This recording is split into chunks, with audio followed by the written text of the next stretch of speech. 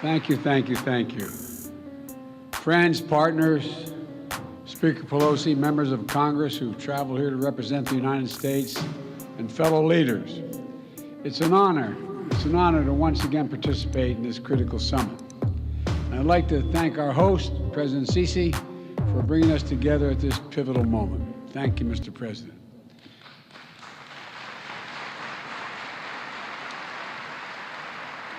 Let me start by acknowledging that this day is a day of commemoration at home in the United States.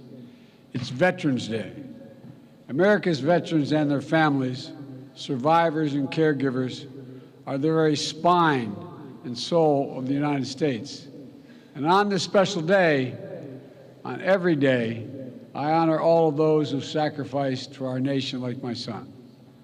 I want to thank one proud American veteran, a lifelong public servant, a dear friend, and literally one of the most decorated men to fight, Special Envoy for Climate, John Kerry. John,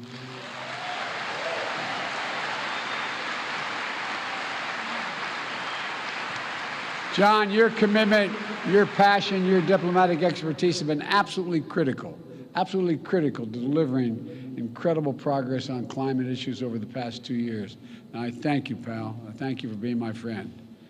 Here in Egypt, the Great Pyramids and the ancient artifacts stand as testament to millennia of human ingenuity. We see our mission to avert climate catastrophe and seize a new clean energy economy not only as an imperative for our present and future, but through the eyes of history. According to the World Meteorological Organization, the past 8 years have been the warmest on record. In the United States, we're seeing historic drought and wildfires in the West, devastating hurricanes and storms in the East. Here in Africa, home to many nations considered most vulnerable to climate change, food insecurity. Hunger follows 4 years of intense drought in the Horn of Africa. Meanwhile, the Niger River in West Africa, swollen because of more intense rainfall, is wreaking havoc on fishing and farming communities. In Nigeria, flooding has recently killed 600 people. 1.3 million more are displaced. Seasonal livestock migration routes have been used for hundreds of years, are being altered, increasing the risk of conflict between herders and local farming communities. The climate crisis is about human security, economic security, environmental security, national security, and the very life of the planet. So today, I'd like to share with you how the United States food insecurity is meeting the climate crisis with urgency and with determination to ensure a cleaner, safer, and healthier planet for all of us.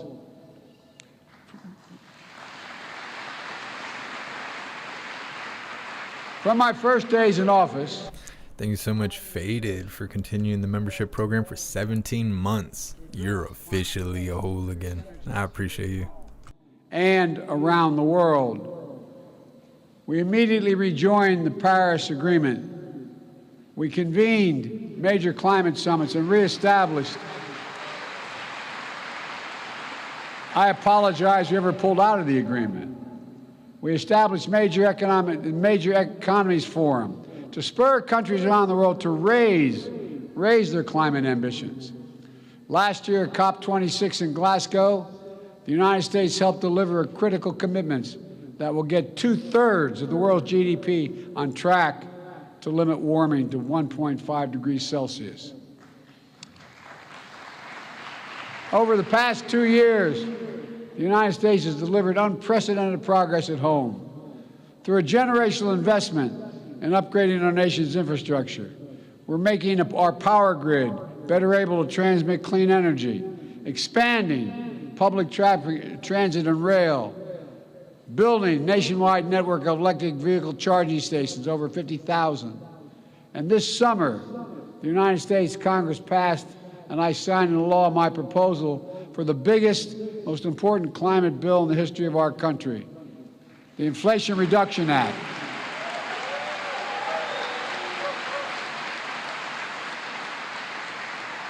It includes less than I asked for, but a significant amount, $368 billion to support clean electricity, everything from offshore wind to distributed solar, zero emissions vehicles. The echoing in the auditorium sounds really mighty until he starts stuttering and forgetting what the hell he's talking about.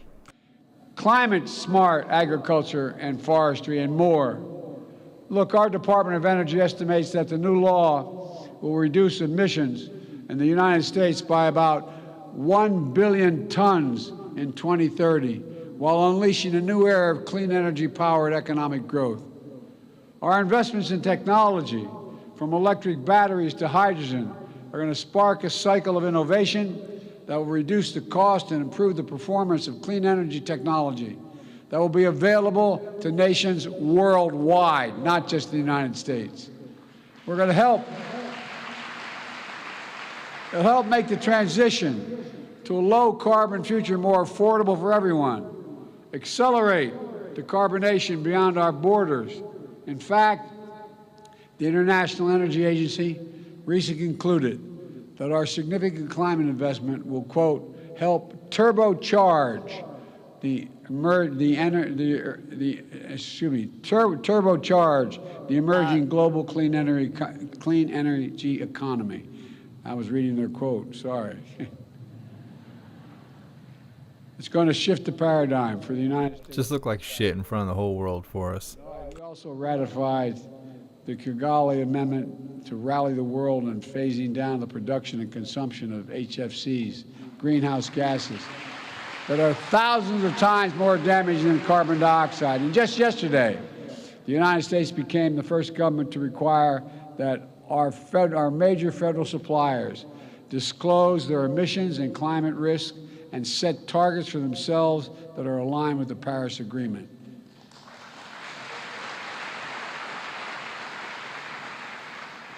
As the world's largest customer, with more than $650 billion in spending last year, the United States government is putting our money where our mouth is to strengthen accountability for climate risk and resilience. These critical steps are already locking in vital investments in our infrastructure, delivering lower costs for clean energy, spurring good-paying union jobs for American workers, and advancing environmental justice in our communities. Folks, we're proving that good climate policy is good economic policy. It's a strong foundation for durable, resilient, inclusive economic. He's talking all this nonsense, and all those people's headsets, it just says start clapping. And the sum total of the actions my administration is taking puts the United States on track to achieve our Paris Agreement goal of reducing emissions 50 to 52% below 2005 levels by 2030.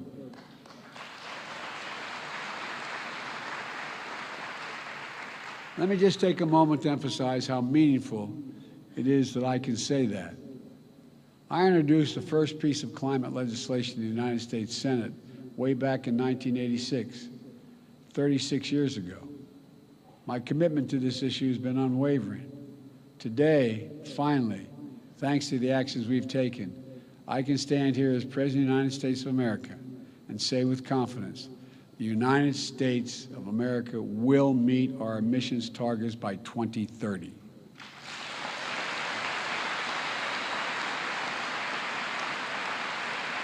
This looks all pieced together. Forward to do our part to avert the climate hell that the UN Secretary General so passionately warned about earlier this week. We're not ignoring harbingers that are already here. It's true, so many disasters. Climate crisis is hitting hardest those countries and communities that have the fewest resources to respond and to recover. And that's why last year I committed to work with our Congress to quadruple U.S. support to climate finance and provide $11 billion annually by 2024, including $3 billion for adaptation. That's why the Fund Emergency Plan for Adaptation and Resilience, PREPARE we call it, to help more than 500 million people in developing countries respond to climate change. We're already requested more than $2 billion for the PREPARE this year. I'm going to fight to see that this and our other climate objectives are fully funded. Today, as a down payment, we're announcing more than $150 million in initiatives that specifically support PREPARE's adaptation efforts throughout Africa, including Adaptation in Africa, effort that Egypt and the United States launched together in June. This includes support for expanding early warning systems to help cover Africa, broadening access to climate finance, providing disaster risk protection, strengthening food security, mobilizing the private sector, and supporting new training center in Egypt to accelerate adaptation across the efforts all across the continent. My administration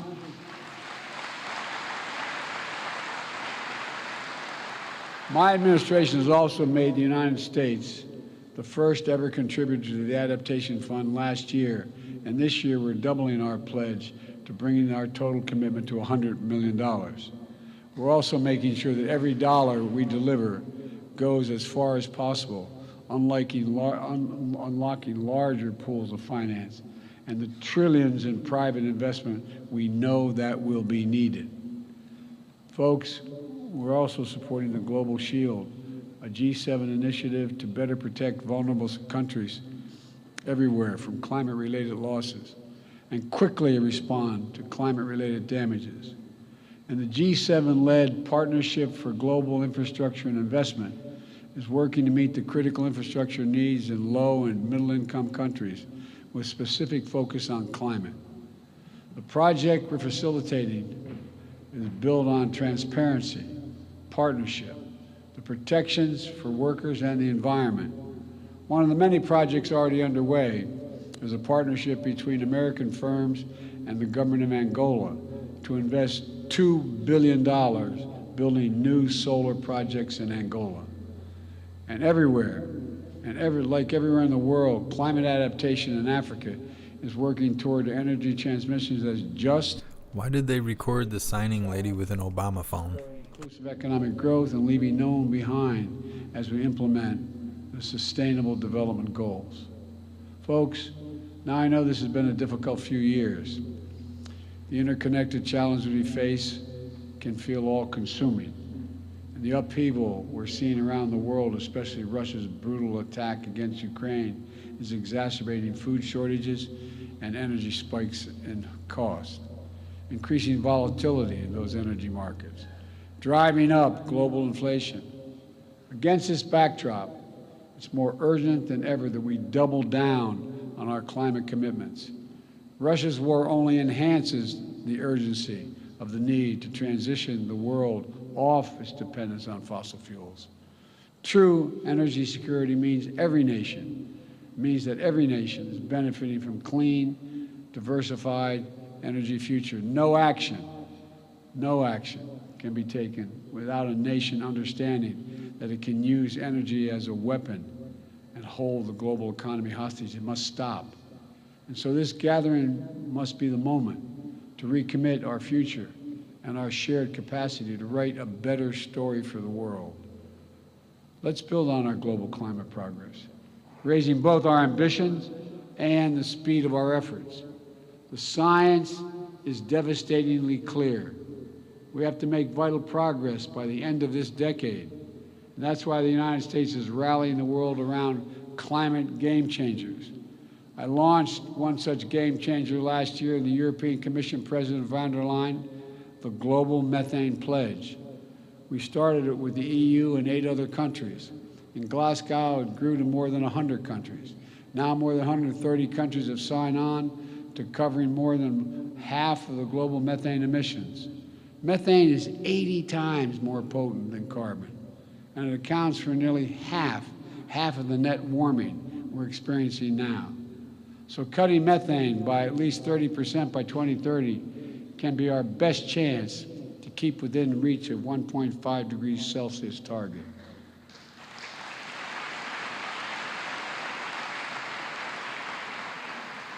Today, we're releasing an updated Methane Emissions Reduction Act plan, which lays out how the United States is meeting the pledge. We're investing more than $20 billion in domestic methane mitigation to do things like cap. People are suffering from inflation. And this asshole is talking about how hot it is outside. Emissions. It also lays out strong regulatory actions, including a new proposal from our Environmental Protection Agency to strengthen standards on methane across sectors, especially from super emitters, to make sure it's not released into communities impacting on public health. All told, these steps will reduce U.S. methane emissions from covered sources by 87% below the levels of 2005 by 2030. Folks, another game changer is conserving our natural environment, whether it's the Congo Basin's forests and peatlands here in Africa, or the Amazon Basin in South America, or forest, wetlands, grasslands in the United States. Preserving nature is one of the most impactful climate solutions we have. Some that indigenous people communities have known and been the stewards of these efforts for a long time and generations. They've known it. Here at COP27, we are co-chairing Forest and Climate Partnership to deliver real rapid strides to halt deforestation. The best part is we don't have to develop any new technologies. We just have to make clear forests are more valuable when they're preserved than when they're destroyed. It's that basic.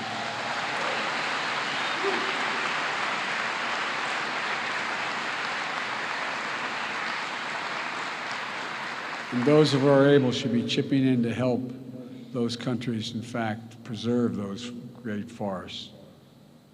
We're bringing together partners across the public and private sector and philanthropic sectors to put the healthy ecosystem at the heart of healthy economies. This is it's going to take all of us. It's going to take all of us. We need to harness our capacity to tackle emissions in economic sectors like international shipping.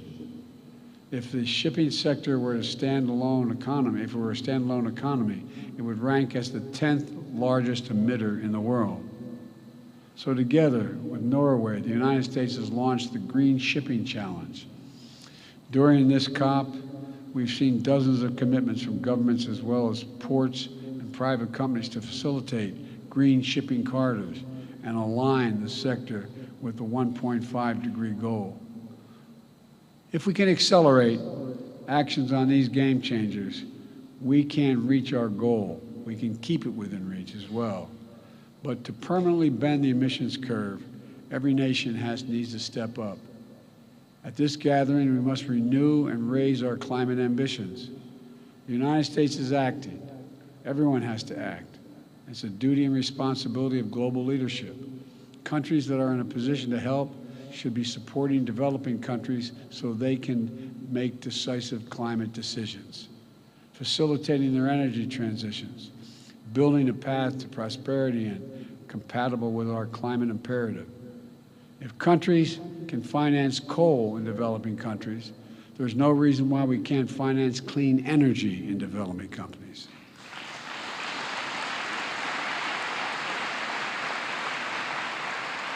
I'm pleased to announce today, alongside the European Union and Germany, a $500 million package to finance and facilitate Egypt's transition to clean energy.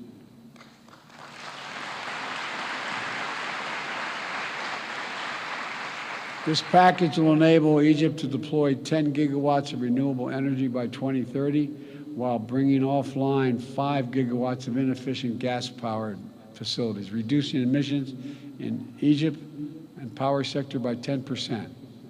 We will also work with Egypt to capture nearly 14 billion cubic meters of natural gas, which Egypt currently flares, vents, or leaks from its oil and gas operations.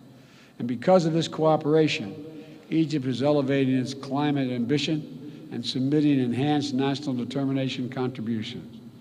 If we're going to win this fight, every major emitter nation needs to align with the 1.5 degrees. We can no longer plead ignorance to the consequences of our actions or continue to repeat our mistakes. Everyone has to keep accelerating efforts throughout this decisive decade. My friends, I came to the presidency determined to make the transformational changes that are needed, that America needs to make, and we have to do for the rest of the world, to overcome decades of opposition and obstacles of progress in this issue alone, to reestablish the United States as a trustworthy, committed global leader on climate. As I stand here before you, we've taken enormous strides to achieve that. But I don't stand here alone. This progress is being driven by young people all across America. Like young people. What do you think that was about? Write it in the chat. Climate, they feel it deeply. They're committed to these issues. They know the stakes, and that's their world we're creating. This is not to stand by and allow us to fail in this responsibility. We can't. That's why as I look out of all the things that we've accomplished, but so much more to do, I'm optimistic. For all the work that remains to be done, we have to put down significant markers of progress. The United States has taken enduring steps to meet our goals. We're delivering on our promise of leadership, and more of the world is standing with us. Though determined diplomacy is necessary, we're finding consensus, building understanding, and launching new approaches. And the inspiring passion of young people, civil society, climate activists, indigenous communities is literally galvanizing the world. Yes, the challenges we face are great, but our capacity is greater than the challenges. We must never doubt that. So let's reach out and take the future in our hands and make the world we wish to see and that we know we need. A planet preserved for generations to come. An economy powered by clean, diversified, secure energy sources. Top of ass. Through innovation and cooperation to deliver equitable, more prosperous, and more stable, and more just world for our children. That's why we're here. That is what we're working toward. And we can do it together, I am confident. Thank you, thank you, thank you, and may God bless you all.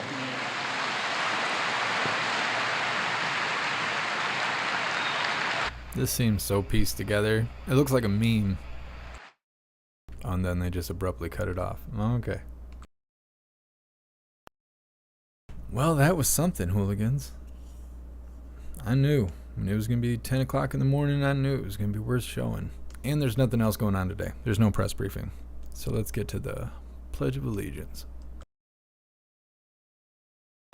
All right, hooligans, please join me for the Pledge of Allegiance.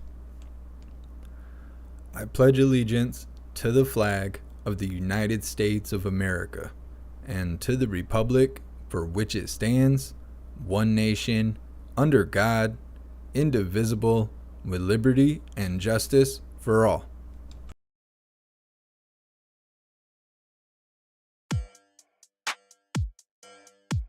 All right, everyone, that is that for now.